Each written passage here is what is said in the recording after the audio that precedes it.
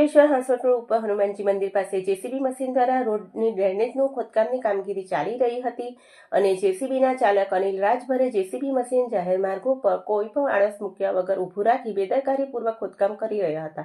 તે દરમિયાન નજીકમાં આવેલ જનકવાટિકા સોસાયટીમાં રહેતા 28 વર્ષીય નિકુંજ ઠાકોરભાઈ પટેલ પોતાની બાઇક લઈ ઘરે જઈ રહ્યા હતા। તે દરમિયાન રાત્રિના અરસામાં સામેથી આવતા વાહનોની લાઇટથી અંજાઈ જતા જેસીબીના આગળના ખોદકામવાળા દાતાની પાવડી સાથે ભટકાતા અકસ્માત સર્જાયો હતો।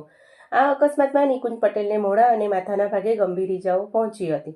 દરમિયાન સામેથી આવતી ઇકો કાર સાથે અકસ્માત સર્જાતા ગંભીર ઇજાના પગલે નિકુંજ પટેલનું ઘટના સ્થળે કરુણ મોત નીપજ્યું હતું। અકસ્માતની જાણ થતાની સાથે જ આસપાસના લોકો દોડી આવ્યા હતા તો અંકલેશ્વર એ ડિવિઝન પોલીસ પણ ઘટના સ્થળે પહોંચી હતી અને મૃતકના મૃતદેહને પોસ્ટમોર્ટમ અર્થે ખસેડી જેસીબીના ચાલક અનિલ રાજભર વિરુદ્ધ ગુનો નોંધી કાયદેસરની કાર્યવાહી હાથ ધરી છે।